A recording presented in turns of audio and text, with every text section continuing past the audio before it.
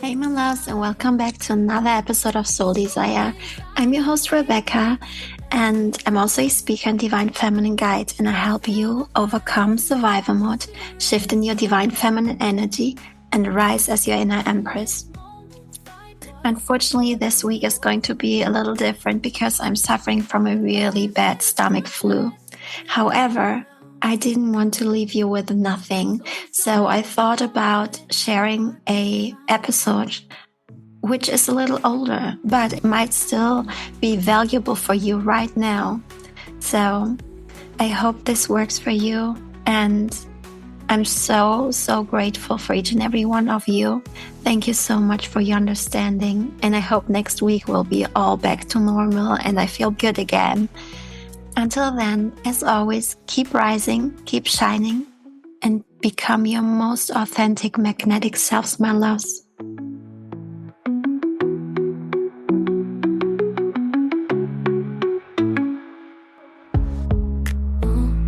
This is your space, your sacred time. Soul desire ignites with every ride. Feel the balance, let your spirit soar. In this moment, find what you're looking for. Hello, everyone. Hello, Rewired Army. Today we have a special guest, Rebecca Pilger, and I'm really excited to have you on because she is a spiritually grounded guide. And before this podcast, she was guiding me in all those things into, my podcast and spirituality and life. So I'm pretty sure we are getting so much knowledge into this. So, Rebecca, tell hi to everyone and please tell us who you are and what you do. Hey, thank you so much for having me here. And well, I was almost blushing because you said so many kind words about me. Well, I'm Rebecca Pilger. I'm a spiritual motivation coach. And well, I'm not really a coach. I'm more a speaker. So see, there's my old identity popping up. So I'm a speaker, and I'm having a spiritual podcast called Soul Desire.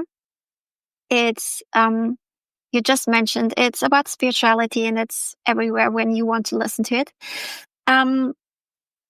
Yes, and I'm totally into rewiring your brain because I feel like this is what's holding us up or holding us from being who we're supposed to be, being who we meant to be. Before we came to this earth, we picked a life we wanted to live, and this is holding us away from this. Is this blocking us? And it's just a remembering kind of thing, I think, because deep down our souls remember. They know. It's just we humans, we have to get aware of this and just realize that there's more to it. Right, that's wonderful to know about you. It's really inspirational to have you on my podcast because Rewired Podcast is all about that, right? So yeah, let's get into the mission. Let's get into the questions right away. I have a question which is into, you mentioned that the limiting beliefs people are born with, right? And they carry for years. So what are some limiting beliefs people have been carrying it and now you are free from it? Well, this is a huge umbrella term because limiting beliefs we all have. So you said something which is really actually nice because you said we come to earth with those. So it's true. Some of those are from past lives. If you truly believe in past lives, I do. It's not everybody does. So I believe we carry some beliefs, some experiences, some life lessons from previous lives within this life. Right. So we are not starting this life with a blank slate, but we start with a kind of already, I like to imagine it like a bag. We have a baggage. We come to this earth already. So, but if you don't believe in past lives, which is totally fine, it's up to you. You can there's a fact that between your birth and your 7th year of life, you develop limiting beliefs. And this is basically because your frontal lobe, which is, I like to frame it like this so it's easy to understand for everyone. Your subconscious is like a sponge. It just takes everything. So it hears something and it just thinks this is real. This must be real because I heard it from a caregiver or I heard it somewhere. So it's just putting it into memory, while your frontal lobe, your consciousness, is more like a bodyguard. It's deciding what's getting in and what's getting out. So when you're grown up, you hear somebody tell you a lie. For example, I don't know, I saw a flying elephant. You can right away tell me that I'm lying because your frontal lobe is telling you this can't be. And your logical mind, which is your consciousness, tells you this is a lie. So this flying elephant will never reach into your subconscious. While as a child, when you're, let's say, 5 years old, and I tell you I saw a flying pink elephant, you would be like, wow, really? And your consciousness is not developed, so it can't tell you that it's a lie. But your subconscious thinks, wow, there are flying pink elephants. And now, every time you go out, you look in the sky to see a flying pink elephant because I told you so. And this is how limiting beliefs happen. Because you as a child, you're innocent. You don't know anything. And the spiritual version to this is within your first couple of lifetimes, your soul is split. Just half of your soul got crunched into your body because for a soul, it's really hard. Imagine you're limitless, you're boundless. And all of a sudden, you get to crunch into a small, tiny human body. So that's why spirituality says you have just half the soul. And in your teenager years, you receive the second part of your soul. So now your soul is actually there to tell you what's truth or not. But any way you want to believe this, if you believe in the psychology part of it, which is proven, or the spiritual part, it comes to the same results. I see. Within your small childhood years, you're available for a lot of limiting beliefs. And that's totally normal. We all are. And during this time, all our limiting beliefs, all or most of our traumas get developed into this time. Traumas, maybe it's a little different because you can still get traumatized when you're older, but everything you develop in this kind of age, it's the root to everything your current life is. So let's say we talked about this earlier, money blocks. Let's say you have money blocks. You can follow this red thread all the way back to the root in your childhood years. Relationship trauma, you can find this in your childhood. Maybe you're having a clingy personality style. This is something attached in your childhood. So when you look for the root of, let's say, evil, even though it's not really evil, it's human. This is what happens. Your parents didn't do this with a malicious kind of thought, or your caregivers. It was more like something that happened. It's as easy as telling your child, I'll pick you up at school. Let's say your mom is telling you, I'm picking you up at school, and your mom is 5 minutes late. For a 4 or 5-year-old, 5 minutes feels like a world. It feels like hours. So in this 5 minutes, you sit there as your young 4-year-old and you think, my mom abandoned me. She left. She left me here and she's never coming. There is a trauma. This is a small trauma you have. And it's like this feeling which triggers when you're in a relationship and your partner is 5 minutes late, or he's or she is telling you they would do something and they can't make it. This triggers because then you feel like I got abandoned. It's an abandonment wound within you. And it's popping up wherever you see it in your daily life. So limiting beliefs and trauma are both different, as you mentioned, and limiting beliefs are more into the beliefs, and it could also and trauma, as you mentioned, is kind of a fear. Am I right?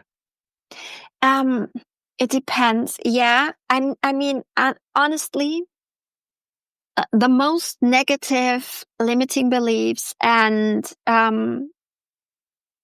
even trauma you can fit under the term fear, because Okay. doubt is fear, self-sabotaging behavior is out of fear. The inner critic is usually working out of a lack, a fear. Anxiety is fear. So usually it's one in another way. It's fear, because Right. we just label it in a different way, because this gives us a little bit more variety to express our feelings. But in Mm, the end of the day, the root mm. is most of the time fear. I see. Wow, that's wonderful. So you mentioned uh, for first 7 years we develop those limiting beliefs. Can we rewire them? And what do you mean by rewiring them? Yes, you can. And this is the beautiful part. In each and every one of us is an alchemist. You have the power to alchemize everything you think. And there are a couple of different ways you can approach this. There's, of course, the psychology path again, and then there's the spiritual path. So let's get into the spiritual part for a little bit longer, because honestly, I'm I'm preferring the spiritual approach, because this does really work for me. And I feel like you can pick whatever you feel is best for you, because not every way works for each and every one. We are all unique, and this is the beautiful part. So I always say, like, you have a little toolbox, and there are a lot of tools out there, psychology tools and breathwork tools and spiritual tools. And you just pick a couple of tools which work for you. And they don't have to be from the same area. They can be from wherever you want to. You put them in your own little toolbox and you label it my toolbox, and you're good. These are your specific, unique, special tools you use when you want to fix yourself. So the spiritual approach is to first get aware of this. You need to get aware of what's actually happening. Is there a limiting belief? Because most of the time we get aware through little signs. Sometimes it's a nudge from the universe, which tells you, like, here's a red flag. Sometimes you get triggered, and that's a beautiful sign, because now you know something is underneath, because you don't get triggered out of nowhere. Sometimes a question pops in your mind and you think, wait a minute, why does this question linger in my mind? It's living here rent-free for quite a while, so there has to be something. So Right. this is the beautiful part. You can just be cautious and just listen to yourself, listen to your intuition. That's the beautiful part in spirituality. You have an inner guidance within you. So you don't have to figure it out by yourself. Your soul already knows everything. It's Right. beautiful. You don't have to ask yourself, just ask your soul. And usually it's an easy question. Just ask, sweetheart, why am I triggered like this? Why is it popping up like this? Why is this and that happening? Why am I irritated about this? And usually you get a result. I don't think you should push this, because every time you do, you break up a limiting belief. You work on a trauma. You work on a blockage within yourself. I feel like never push. Never. Because there's something behind this. And you're dealing with yourself with a little child, because this little child was anywhere between 1 and 7. So would you push a little child to tell you? You would never accuse it. And I feel like this is our job, to be really gentle with ourselves. We parroting ourselves. It's true. It's the way we talk to ourselves. We talk as a grown-up. We're an authority person. And so we should be really gentle with this little kid. And Right. usually this trigger, it hurts this kid. So I really like to do this, that I ask my soul where I feel this pain. So usually you feel it in your body. When you feel like, when you right now think of a limiting belief, I will tell you 100% you know where it is. If you just listen to yourself, and sometimes you just need to breathe and connect with your breath, because breath is such a powerful tool. So when you do this, you feel, oh, it's somewhere in my stomach, or, oh, I can feel it, I don't know, in my back or so. And this is a beautiful part. Even though if you're not spiritual and if you're not into this, you can still do this. You feel, okay, it's there. In spirituality, you can connect it to a chakra. Right. So if you know, okay, it's in my upper back, it's usually connected to your heart chakra. And then you know, oh, okay, there is the pain. And then what I like to do is I go to my inner child. I close my eyes and I envision visiting my inner child.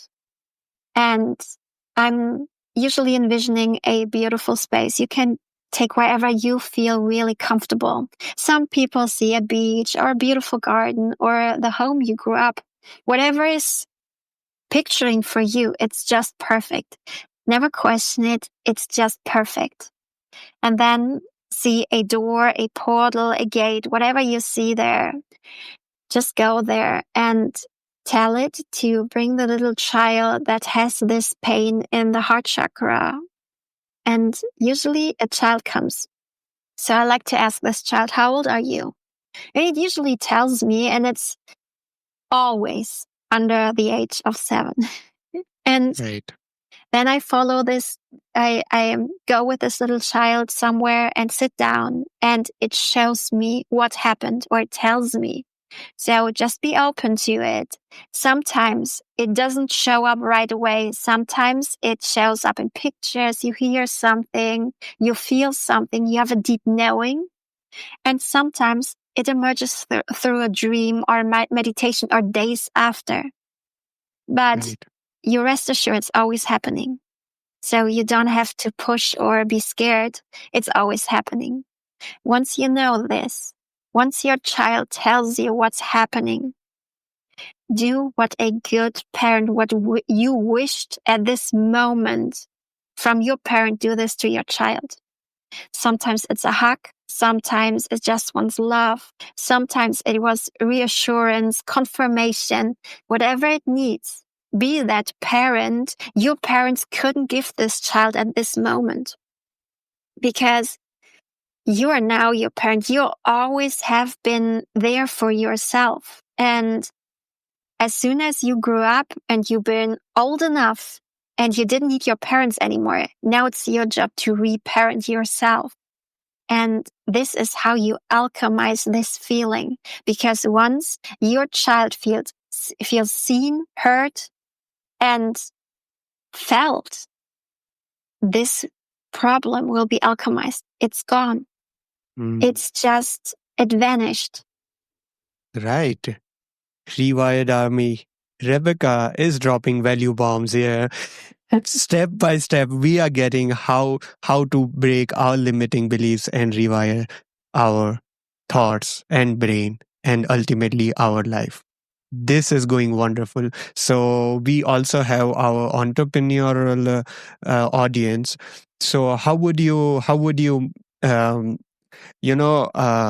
help them into this field of breaking their limiting beliefs, which are maybe coming from childhood or might have also developed now, right? After this age. So, how entrepreneurs can break through this? And you are an entrepreneur yourself, right? Yes. Yeah. So, entrepreneurship is basically the same thing like a relationship, like your life. Everything which happens in your childhood, all the blockages, the limiting belief, the not feeling enough, the feeling unworthy, it all pops up in your business. This is just a matter of fact. So your business is basically a mirror of your life. It's Right. you are the business is you. So everything which is unresolved will trigger you and it will pop up continuously. And here's the main thing. The universe is always pushing you the same problem over and over in any kind of areas until you fixed it. Right. So maybe you have a low self-worth problem. Then it will pop up in your relationships. It pops up in getting less treated. People are just mean and they push you, they trigger you. It might be in your business where clients don't pay because they feel like you feel like your service is not worth, and now you feel scared to send them another invoice or a reminder. All those, they come up all over and over again until you're courageous enough to face those. So don't push them too far and don't push them over and over because they won't stop. They are like, they have reminders. The universe has reminders and it will pop up again and again and again. And with each time it pops up, it will be even more painful. So I feel like make it a habit to embrace alchemizing your problems, because honestly, with every alchemized trigger, you got one step lighter. You got one step towards your true self. You got one step further of embracing your true, authentic potential. So don't push it. Just embrace it. Every challenge which appears, every setback, it's just a gift from the universe to alchemize something. If you look at that way, you shifted your mindset and you become you become a frequency match, because on the sudden you leveled your frequency up. And if you have a high frequency, you will see the world in a different way. There's this saying, from as below, so above, as within, so without. So Right. you are actually a mirror of your outside world. So Right. before this, I explained how to spiritual alchemize your problems. You can do the same way for your business. If you're more into psychology, obviously I'm not a specialist in this, but I would say challenge your triggers. What happens is get aware of it. You know you have a trigger. Start questioning it. Get behind this. You know, okay, I'm triggered because X, Y, Z. Now you know what's the problem. And now you ask yourself, is this true? If you know if it's true or not, sometimes you can ask, did I overheard it? Did I hear it somewhere? Did I see it somewhere? Was it maybe not even directed to me? And if you get this, the goal is to convince your logical mind that there's a slightly chance that it might be not true. This is all you need. You just need this little crack, because this crack will break everything apart. Once you know this, you can say, well, maybe I want to believe that this is true. And then you replace it with something you want to believe. For example, if you feel I'm not worthy, you find the gap of feeling, wait a minute, maybe this what I overheard my parents say, maybe it wasn't directed to me. There is the slightly possibility that this isn't true. So now you can say, I am worthy because I came to this earth already worthy and deserving of everything. So now you replace this belief. And what you need to do is you need to reaffirm this. So over the next couple of days, always remind yourself of this. Watch what you think, because your thoughts ultimately determine your world. And this is really important, because when you think illy, then your life turns into what your mind pictures. So this is a beautiful way how you can do it if you're not into spirituality, if you're not want to dive deep into this and you're more working from your logical mind, then try this and dive deeper. And like I said, I'm not a specialist in this, but YouTube is a awesome way, or ChatGPT or whatever. You find ways to actually get behind this, or find a coach, because honestly, I believe community as a powerful thing. And this is for everything, for spirituality or for psychology. Your surrounding determines your healing. Your healing journey is only as good as your surrounding is. So if you are trying to heal yourself from limiting beliefs, if you try to break free from the norm your family or your friends think is the right one, you need a surrounding who's helping you, because otherwise it's so much harder. Can you do it by yourself? Definitely you can. But I'm speaking out of experiences. It's so much harder. You fall down so much more than you would when you actually had a community who supports you, who uplifts you, who celebrates you and cheers you on for everything you've done, who's guiding you, helping you, and actually mentoring you, because this is a gift of community.